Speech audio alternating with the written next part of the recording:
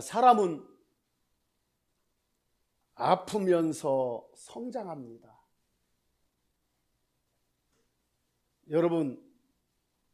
여러분이 지금 이 나이 먹을 때까지, 여러분이 몇 살인지 모르겠지만 다 지금 어려서부터 이 나이 먹을 때까지, 자신의 나이, 지금 현재 나이를 먹을 때까지 여러분은 한 번도 안 아프고 살아온 사람이 있습니까? 없을 거예요. 누구나 다 아프고 힘들고 때로는 사건 속에, 사고 속에, 그러면서 오늘 이 시대, 이 순간까지 우리는 지금 살아오고 있습니다. 아프지 않고 살아온 사람 없어요. 그래서 우리의 아픔은 또한 우리의 성장을 가져옵니다. 우리에게 다가오는 고통은 또한 우리를 성장하게 해요.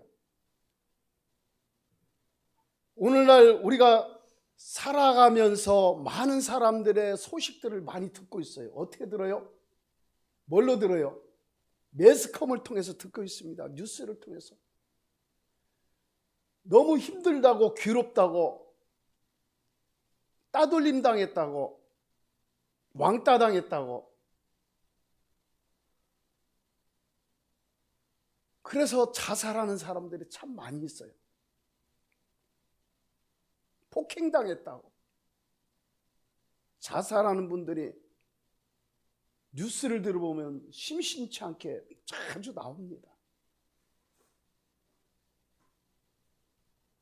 우리나라, 우리 대한민국의 이 자살률이 OECD 가운데 2021년도 7월 달까지 평균을 보면 세계 1위라고 그래요. 우리나라가 못 사는 것도 아니고 경제적으로 살만해요. 어떻게 보면 등 따시고 배불러요. 그럼에도 불구하고 사람들은 어디가 아파서? 마음이 아파서 참지 못하고, 인내하지 못하고, 괴롭다고, 부끄럽다고, 창피하다고, 살 이유가 없다고 자살하는 경우가 정말로 많이 있습니다. 여러분, 사람은 마음에 아픔이 있어요. 아픔 속에 아픔이 없는 사람 하나도 없어요. 다 그 속을, 마음의 상태를 들여다보면은 어딘가는 다 마음의 한 구석에 아픔이 있어요. 가시 같은 아픔, 찌르는 아픔, 칼로 도려내는 듯한 그런 아픔들을 다 가지고 있어요. 또한 문제도 다 가지고 있어요. 그 문제를 얘기해 보라고 하면 한없이 나올 거예요. 그 문제거리가. 아픔을 얘기해 보라면은 자신이 태어나서부터 지금 이 순간, 자기가 자신이 살아온 순간까지 아픔과 그 상처, 이런 것들이 줄줄이 나올 거예요. 여러분, 그래서 우리 인생은 참 스트레스 속에 살아가는 것 같아요. 10대 때에는 학업의 스트레스, 또래 간의 그러한 스트레스, 따돌림 문제로 힘들어하는 경우들도 많이 있어요. 10대 때 왕따를 당하고, 그래서 괴로워요. 학교도 안 가려고 그래요. 20대에도 학업의 스트레스와 취업의 스트레스로 인해서 힘들어합니다. 대학만 졸업하면 뭔가 다 풀어질 것 같고 잘 될 것 같은데, 대학을 졸업하고 나면은 뭐가 기다리고 있어요? 취업이 기다리고 있어요. 그래서 취업이 안 되면 뭐라고 그래요? 그 사람을 백수라고 그래요. 백수라고 그래요. 오늘날 우리의 사회를 보면은 20대에 취업을 못해서 정말 괴로워하고 힘들어하는 사람들이 엄청 많아요. 누가 취업하기 싫어서 안 합니까? 안 되는 거예요. 그러니까 이것이 스트레스가 돼요. 부모 보기도 참 힘들고, 형제들 볼 때, 친구들 볼 때, 친척들 볼 때, 주변 사람들을 볼 때 쟤는 지금까지 왜 저렇게 놀고 있어? 그런 마음을, 그런 소리를 들을까 봐 은근하게 뭘 생겨요? 마음의 아픔도 있고 스트레스가 있어요. 30대에는 뭐 때문에 스트레스를 받습니까? 30대에는 승진 문제로 스트레스를 받아요. 승진을 해야 되는데 나보다 늦게 들어온 사람이, 나보다 취업을 늦게 한 사람이 나보다 앞서가는 것을 보면 참 괴로운 거예요. 그래서 자신보다 취업을 늦게 하고 늦게 들어온 사람이 자신보다 앞서가면 결국은 못 참고 뭐래요? 퇴직을 하는 경우도 있어요. 30대에는 또한 결혼 문제로 힘들어하는 사람도 있습니다. 30대 되면은 결혼 때문에 정말 힘들어요. 그래서 어디를 안 가려고 그래요? 따로 이제 결혼 문제로 직장을 다니고 있는데 명절날이나 무슨 집안에 행사 있을 때 집에 가기 싫은 거예요. 그죠? 왜 그래요? 집에 가면은 부모나 형제들이, 친척들이 만나면은 너 애인 있냐? 언제 결혼할 건데? 결혼할 돈은 뭐 안 왔냐? 별소리 다 하는 거예요. 이게 스트레스인 거예요. 그러니까 안 가려고 그래, 집에를. 그래서 결혼할 나이가 꽉 차가지고 지난 사람들, 나이가 또한 지난 사람들은 가족을 만나는 것도 은근하게 부담되고, 친척들, 가족보다도 더 그런 것은 친척이에요. 주변 사람들을 만날 때 부담스러워요. 결혼 문제를 꺼내니까. 누가 결혼 안 하고 싶어요? 잘 안 되니까 그런 거지. 그래서 40대에서 50대는 뭐예요? 이제 퇴직의 문제, 퇴직 걱정을 하는 거예요. 언제 어떻게 될지 모르니까. 그래서 우리 인생은 너무나도, 우리의 삶은 평탄하지가 않아요. 돌다리를 하나 건너면 또 다른 돌다리가 있어요. 파도가 지나가면 또 다른 파도가 또 밀려와요. 그죠? 그처럼 우리 인생은 앞이 그 파도 문제만 보면 살 수 없는 그런 상황 같아요. 우리가 미리 우리 앞에 펼쳐질 그 문제점들을 보고 있다면요, 한순간도 숨을 제대로 쉴 수가 없을 거예요. 모르니까 살아가고 있어요. 모르니까. 그러면서 60대 70대 되보세요. 80대 되고 그러면서요. 그러면 이제 고독사가 있죠. 남편을, 아내를, 때로는 자녀들 먼저 보낸 사람들도 있어요. 그러다 보면 너무 외롭고 슬프고 괴로워요. 그래서 이 모양 저 모양 어렵고 힘든 것을 참지 못하고 때로는 자기 인생을 자기 스스로 포기하고 자살하는 사람들도 있습니다. 성경은 말씀하십니다. 에스겔서 16장 6절에 너는 피투성이라도 살라. 너는 피투성이라도 살라는 거예요.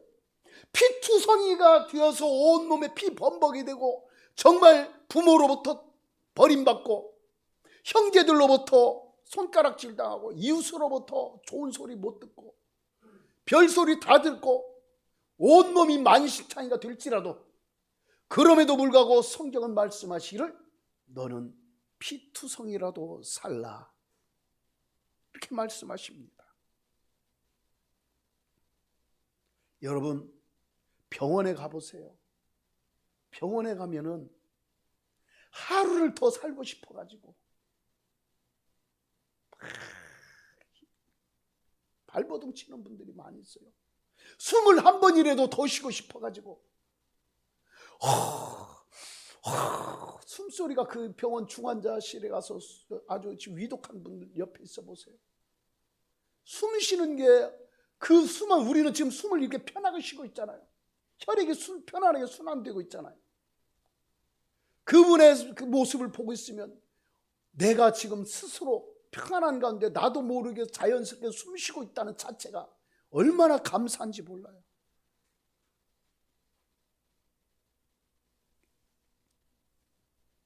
성경은 말씀하십니다.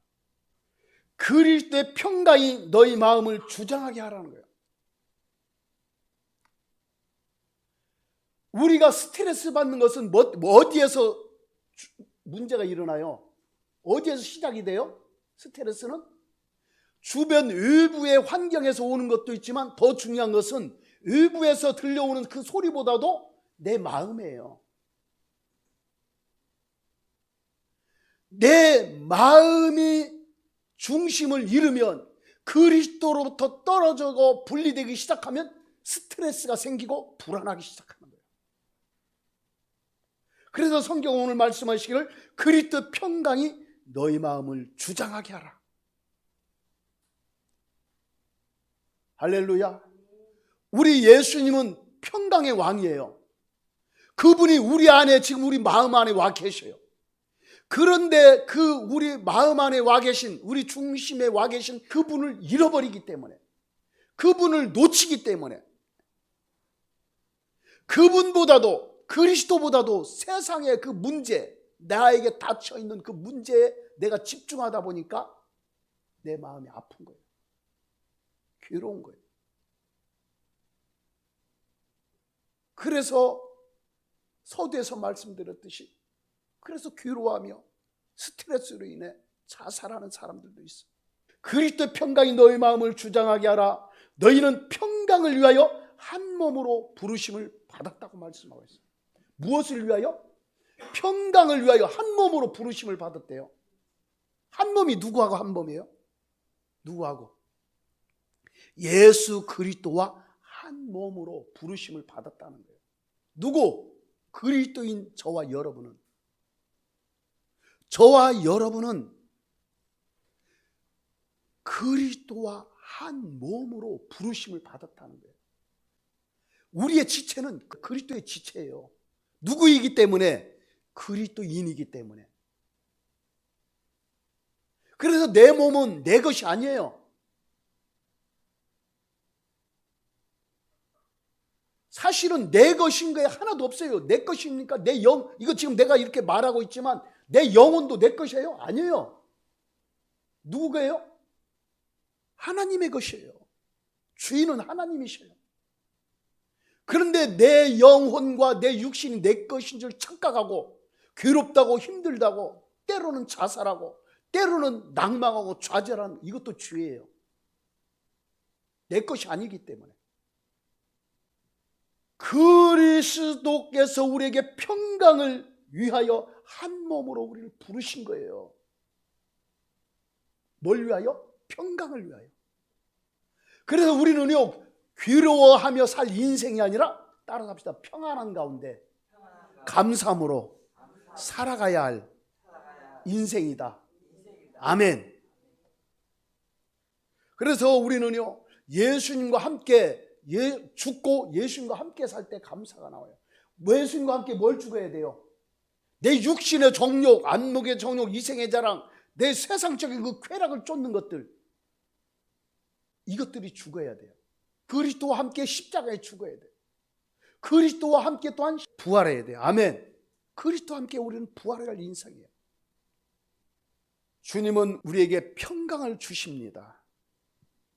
마귀는 우리에게 뭘 가져와요? 불안함을 가져와요. 우리 예수님은 우리에게 생명을 주셔요. 마귀는 우리에게 뭘 가져와요? 사망을 가져와요. 우리 예수님은 우리에게 평안함과 참 생명을, 영생을 주시는 분이셔요. 할렐루야. 어떠한 일에서도 오직 주님만을 바라보고 주님만을 의지하는 저와 여러분 되기를 축복합니다. 오늘 본문 다시 한번 보도록 하겠습니다. 그리스도의 말씀이 우리 안에 어떻게 풍성히 거하게 하라는 거예요.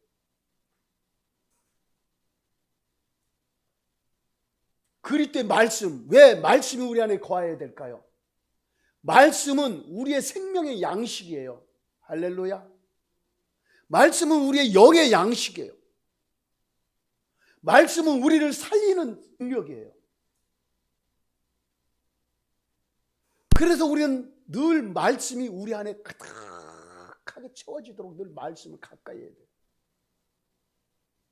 말씀이, 하나님의 말씀이, 그리스도의 말씀이 우리 안에 없으니까 우리가 불안하는 거예요. 두려워하는 거예요. 그리스도의 말씀이 우리 안에 없으니까 우리가 내 생명 내 것인 줄 알고 내가 자살하고 내 몸, 내 지체를 내 마음대로 하는 거예요.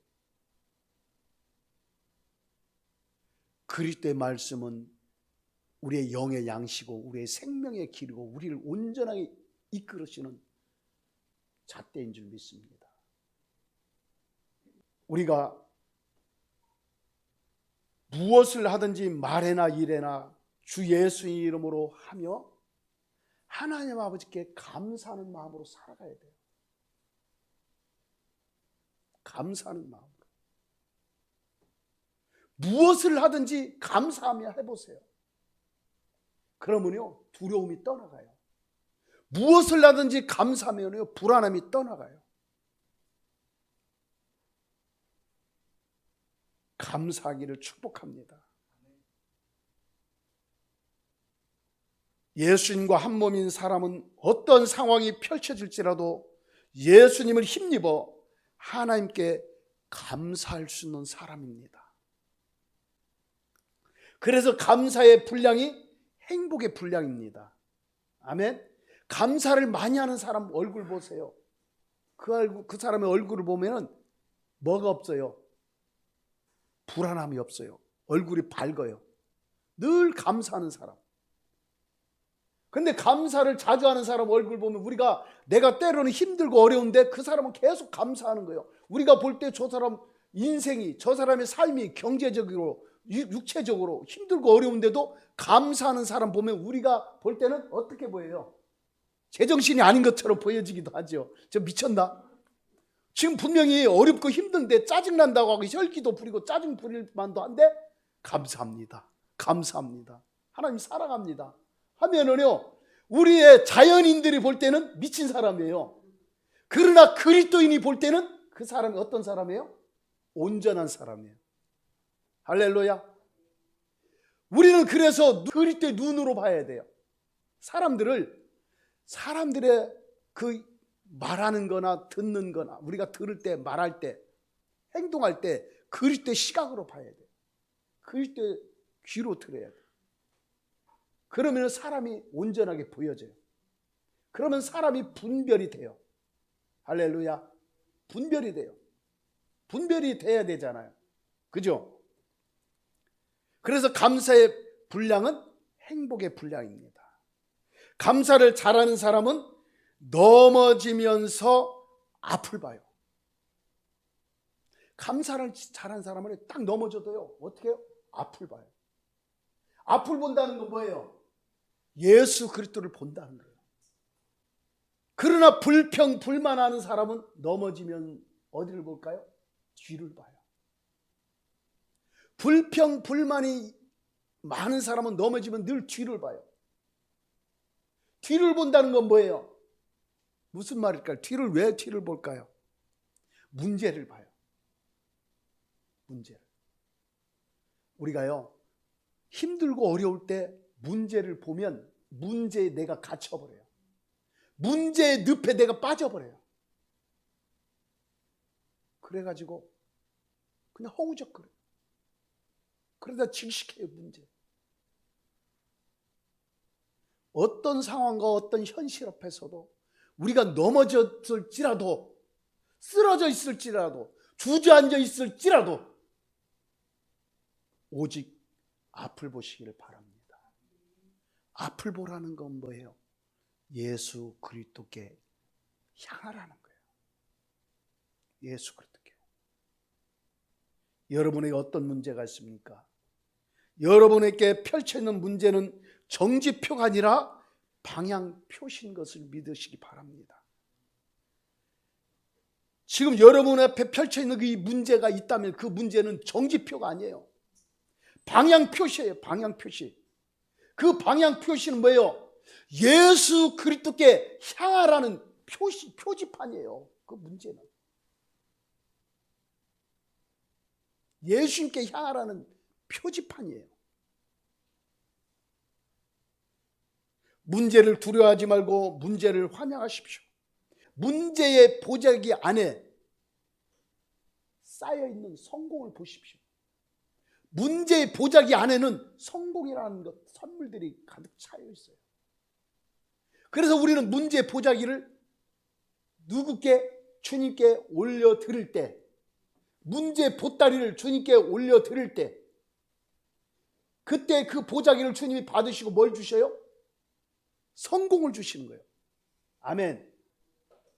그 문제를 다 문제가 풀어지는 건 뭐예요? 성공이죠. 문제를 다 풀어주셔요. 문제의 보자기를 우리 주님께 올려드릴 때 해답을 우리 주님께서 주셔요. 할렐루야. 오직 주님만을 바라보기를 바랍니다. 여러분, 하나님의 사람, 감사하는 사람은 시련은 있어도 실패는 결코 없습니다.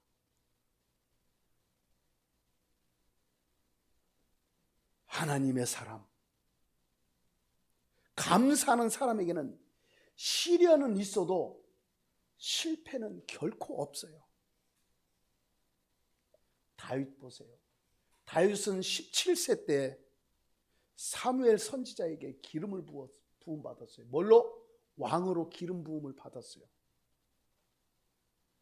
17세.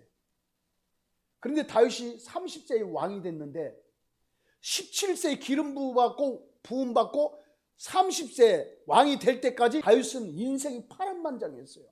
늘 쫓겨다니고 인생이 정말 꼬이고 괴로운 인생이었어요. 하나님께서 사무엘 선지자를 통해서 다윗에게 17살 된 다윗에게 기름 부으라고 했어요. 왕으로 세우라고 했어요. 그러면 쫙 펼쳐져야 되죠, 인생이.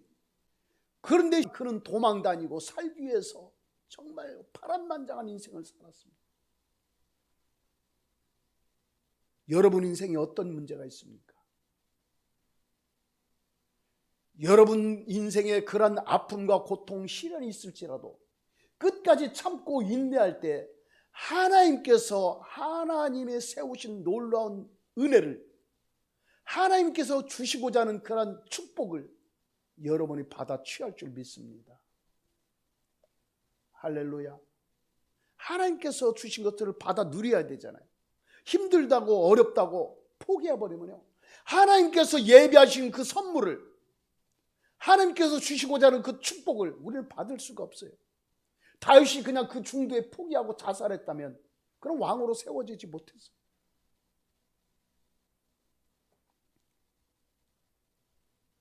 우리는 어떤 상황에서도 오직 하나님 앞에 감사함으로 살기를 바랍니다. 다윗은 이렇게 고백합니다. 내가 진심으로 여호와께 감사하며 주의 모든 기이한 일들을 전하겠다고 시편 9편 1절에서 말씀하고 있어요. 그는 그렇게 힘들고 어려운 상황 속에서도 늘 감사하며 살았어요. 그러니까 그게 앞날에 왕이 되었을 때도 늘 감사하며 살아가는 거예요. 데살로니가전서 5장 18절 말씀을 보면 범사에 감사하라, 이는 그리스도 예수 안에서 너희를 향하신 하나님의 뜻이니라. 아멘. 범사에 감사하라요. 항상 감사하라는 거예요. 우리가 감사하며 살아가는 것이 누구의 뜻이라고? 하나님의 뜻이라고 성경은 말씀하십니다.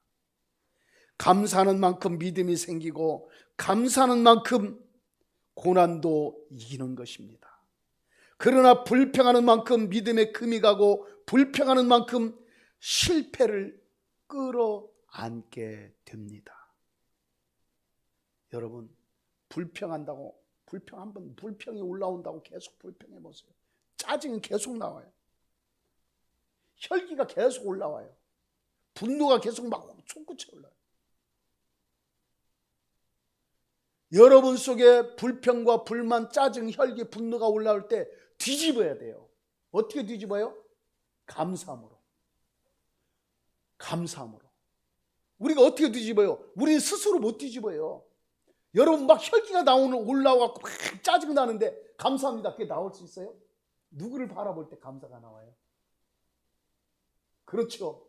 예수님을 바라볼 때 감사가 나와요. 예수님은 나를 위하여 십자가에 내려놓고 다 죽으셨어요. 여러분을 위하여, 여러분이 행복하도록, 여러분의 인생이 활짝 펼쳐지도록, 여러분이 천국의 백성으로 살아가도록 우리 예수님께서 여러분의 고통과 문제 모든 것들을 다 짊어지고 십자가에 죽으셨어요. 여러분의 질병과 아픔까지도. 그렇기 때문에 여러분 속에 때로는 아픔과 고통, 질병, 문제가 있을지라도 주님을 보면은 주님을 바라보면 뭐가 나올 수밖에 없어요? 감사가 나올 수밖에 없는 거예요. 그래서요, 믿음이 있는 사람은 넘어지면 누구를 바라봐요? 예수님을 바라보는 거예요. 믿음이 없는 사람은 넘어지면 뒤를 바라봐요. 문제를 바라봐요. 우리는 문제를 바라볼 것이 아니라 오직 주님만 바라보시기를 주님의 이름으로 축복합니다. 할렐루야. 오늘 성경은 말씀하시기를 예수를 힘입어 하나님 아버지께 감사라고 말씀하고, 누구를 힘입어? 예수 그리스도를 힘입어서 감사라는 거예요. 내가 스스로 감사하는 거는 오래 못 가요.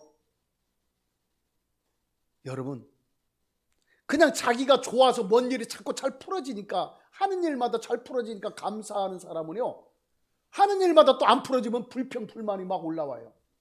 그러나 예수 그리스도로 인하여 감사하는 사람은 하는 일이 잘 풀어지든 안 풀어지든 그 입술에서, 그 생각에서 뭐가 나와요? 어떤 말이 많이 나와요? 감사하다는 말이 나와요. 왜? 예수님 때문에 감사합니다. 예수님 때문에. 나를 구원하시고 나와 함께 하시는 예수님 때문에 감사합니다. 여러분, 무를 시골에 가을에 이제 무를 뽑잖아요. 저 어렸을 때 우리 어머니가 단무지 담을 때 제가 봤어요. 단무지를 뽑아가지고 쭉 뽑아 씻어가지고 노란 그 뭔가 모르겠어요. 색소? 색소예요. 뭐예요? 색소를 넣고 소금도 넣고 해서 담그잖아요. 담궈서 돌로 꾹 눌러놓으면 나중에 싹 건져내면은 속과 겉이 노랗게 물들잖아요. 그죠? 싹 물들으면 먹음직스럽잖아요. 침 넘어가요? 침 넘어가요. 예. 우리는요, 노란 색소가 아닌 누구의 피로? 예수님의 피로, 예수 그리스도로 물들여야 돼요. 아멘. 우리의 겉과 속이 예수님의 피로 빨갛게 물들여야 돼요. 우리의 겉사람과 속사람이 오직 예수 그리스도로 물들어야 돼요. 성경을 짜면 뭐가 나온다고 그래요? 어떤 분이 그 얘기했는데, 그분이 성함이 기억이 안 나는데, 성경을 꽉 짜면은 예수님의 피만 나온대요.